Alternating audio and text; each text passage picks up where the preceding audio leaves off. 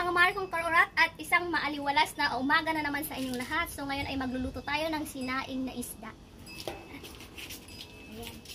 Bali, naghahanda na ako dito ng ating sibuyas, luya, 4 na ngipin na bawang, meron din tayong sitaw at sili. Nasa sa inyo na kung gusto nyo lagyan ng sitaw, pero ako lalagyan ko. Tapos, syempre, ang hindi nawawala sa atin pag tayo nagluluto ng inasima ng ating pinatuyong kamyas. Ayan, paborito ko po ito mga Markong Karurat.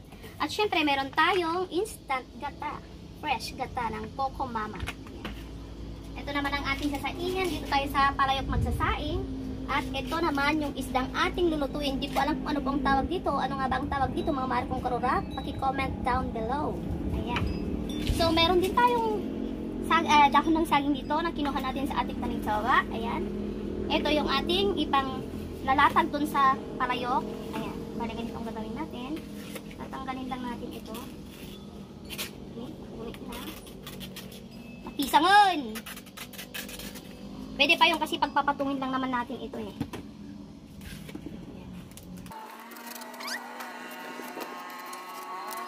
So, ito na nga at mayroon tayong 4 na pisngi ng dahon. Ayan. Hugasan muna natin.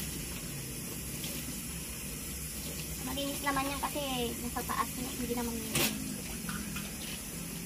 So, ito na siya. So, ito na nga mga Markong Karurat. Ang gagawin po natin dito sa ating isda ay hihiwain natin ng konti ganyan para po pumasok yung kanyang lasa, yung ano po natin mga Ricardo. Ayan. Tapos, piprituhin ko po.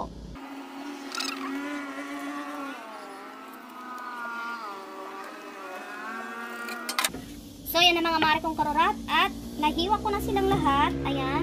Ngayon, ipiprito natin ng konting ano lang para maprito lang siya at medyo umirsang. Ayan. Sundan na natin ang ating kalan. Eto, meron tayong use na ano dito, mantika pero hindi naman masyadong maitim. So, ito na lang gagamitin natin kasi isda rin naman. Pinagprituhan ko lang naman to ng siyang. Hindi lang.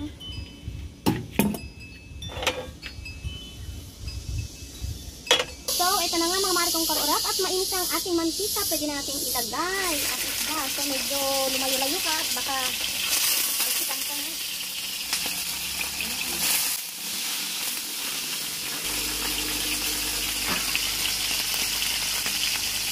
So, habang hinahintay natin maprito ang ating isda, i-prepare na natin ang ating banga. Ayan, lalagyan po natin siya ng dahon ng saging.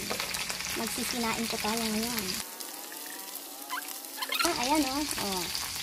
Magagawa po na ako ng ating ricado. Ito, bawang.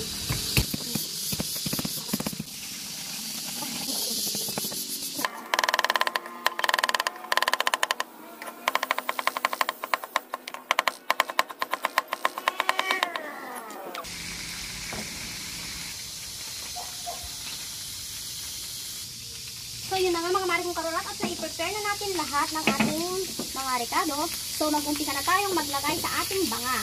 So, unahin natin itong taba ng baboy. Ito pala, meron akong hinandang taba ng baboy para sa mantika niya. Para hindi na tayo maglagay ng oil. Ito na lang pinaka-oil niya.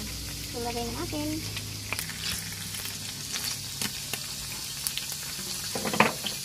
Lagay natin ng luya. Bali kalahati lang kasi yung iba sa ibabaw. So, pwede na yung ating isda. Patayin na natin at isali na natin dito sa ating banga. Ito, medyo mainit-init.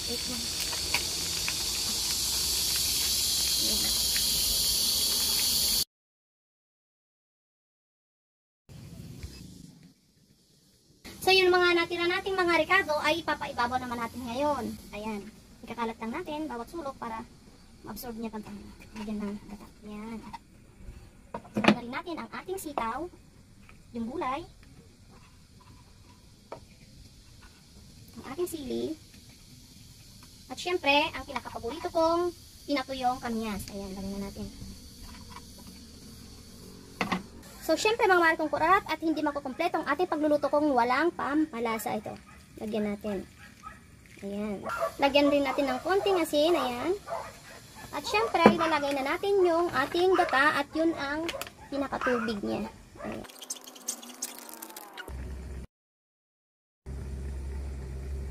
So, takpan muna natin mga mare kong kororat at antayin natin kumulo.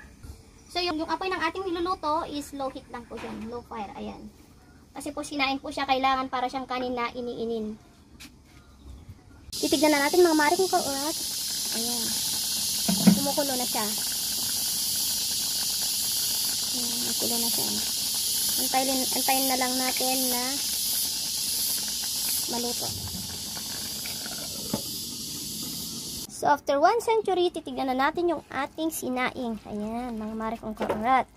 So, ito na siya. Ayan, o. Wow, ang sarap. O, tignan nyo yung gata niya nga, eh.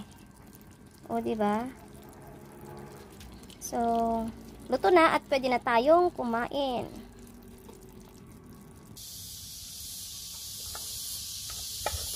Ito na yung ating sinaing. Ayan. Thank you for watching. Bye-bye. Paki-like and share na rin.